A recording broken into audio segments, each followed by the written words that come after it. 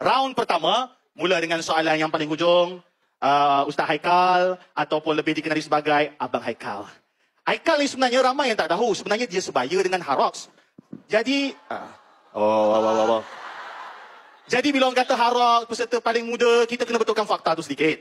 Ada 2 yang muda dan 3 yang muda. Muaz Zainal. Tapi hari ni Muaz tak dapat hadir. 3 yang muda, 2 sebaya. Muaz sebaya? Muaz juga sebaya dan ketiga-tiga mereka available. Tak. Siapa yang tak available? Oh, Harox tak available? Saya tanya. Yang tak available adalah Muaz Zainal. Jadi Muaz Zainal ni dia tak available. Tapi tak apa, dik. Kumbang bukan seekor. Kita bukan nak cerita sangat tentang status mereka. Tapi nak cerita tentang pengalaman Ustaz Haikal. Yang daripada mengaji di Jordan, semasa dia mahasiswa seperti kamu semua, dia telah tolong pelarian perang Syria di Jordan. Maka ia adalah satu suntikan semangat untuk semua mahasiswa dan mahasiswi yang di sini untuk kamu sedar bahawa kamu belum tentu dapat ijazah tetapi kamu semua confirm bakal jenazah. Deep kan? Dan kamu semua kena ingat, insya-Allah ijazah itu kamu kena usahakan. Kerana itu, saudara Haikal, Ustaz Haikal, semenjak daripada Syria, semenjak daripada Jordan, ia telah fokuskan masanya sebagai mahasiswa untuk menyumbang pada ummah. Mungkin Ustaz Haikal boleh cerita sikit bagaimana masa mahasiswa dahulu, pengalaman bersama membantu pelarian perang Syria di bumi Jordan. Tafadhal. Okay, bismillahirrahmanirrahim. Assalamualaikum warahmatullahi taala wabarakatuh. Alhamdulillahi rabbil alamin wassalatu wassalamu ala asyrafil anbiya'i wal mursalin wa ala alihi wa ashabihi ajma'in. Subhanaka la ilma lana illa ma 'allamtana innaka antal alimul hakim wa la hawla wa la quwwata illa billahil aliyyil azim. Amma ba'd. Jadi sebenarnya lah saya dah mula dengan bidang kemanusiaan ni semenjak berumur 19 tahun. Dan waktu itu saya baru sahaja sebelum tu. Terima kasih Piu Rahmat. Terima kasih juga. Sama, saya okey. Saya biasa dah kawan-kawan yang bila dah naik tempat tinggi lupa kawan-kawan.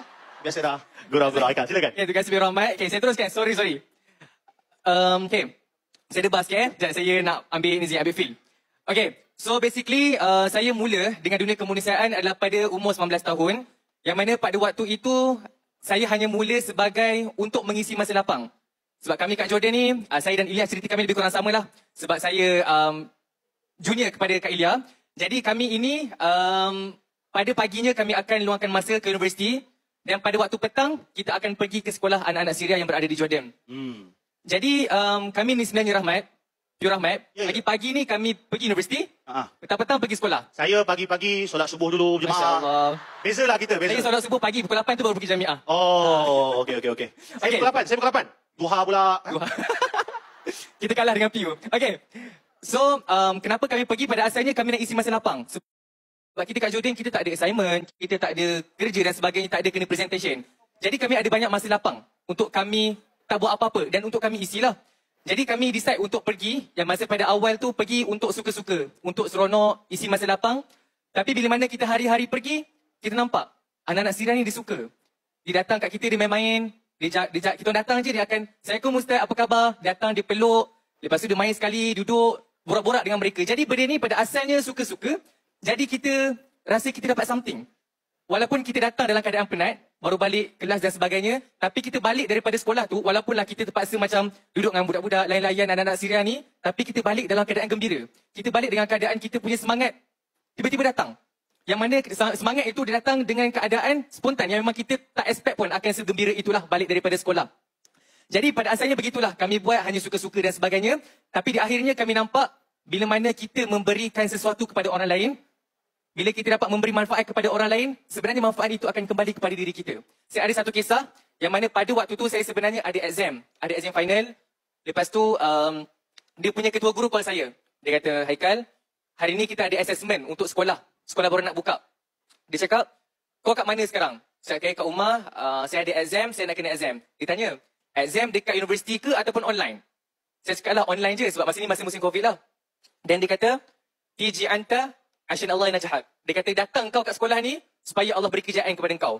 Jadi waktu tu saya berat nak pergi sebab subjek yang saya ambil ni agak berat lah. Dan waktu tu tinggal lagi 2 jam nak exam. Tapi bila saya dengar macam tu, saya pun kuatkan diri, saya tak apa, pergi je lah. pergi je untuk tengok kat sekolah sebab dia kata, kau datang tengok je. Kau tak payah buat apa-apa. Tengok, duduk, cikgu nak tengok engkau ada untuk nak menampakkan engkau je kat sekolah ni, macam tu. Saya pun decide lah, siap-siap semua benda, ambil teksi. Sampai sekolah saya dah agak lah. Saya bukan boleh duduk je. Adalah cikgu, Haikal boleh tak tolong printkan ni, boleh tak tolong itu, boleh tak tolong ini. Saya dah agak dah. Jadi sejam pertama saya tu, saya memang ambil masa untuk nak selesaikan apa-apa yang boleh saya selesaikan untuk diorang mula exam.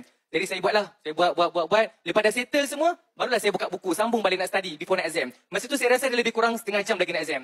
Saya pun pegang buku, pergi dekat setiap kelas-kelas, dan cikgu-cikgu tanya, kau ada exam ke? Saya ada exam ni. Oh, dia doakan. Semoga Allah beri kejayaan kepada engkau. Budak-budak pun nampak, Ustaz exam ke? Exam. Semua doakan. Jadi waktu tu, saya dapat doa dengan semua orang. Yang waktu tu kita tahu doa siapa yang diangkat. Dan turns out to be, lepas dah jawab exam semua benda, dah keluar result, subjek tu adalah subjek yang paling tinggi yang saya dapat untuk SEM tu sebenarnya. Hebat. Jadi saya nampak sebenarnya bila mana kita ini, memang kita betul-betul ikhlas nak tolong orang, insya-Allah Allah akan tolong kita balik. Itulah sikitlah, Bi Rahman, Masya-Allah, pengalaman saya. luar biasa.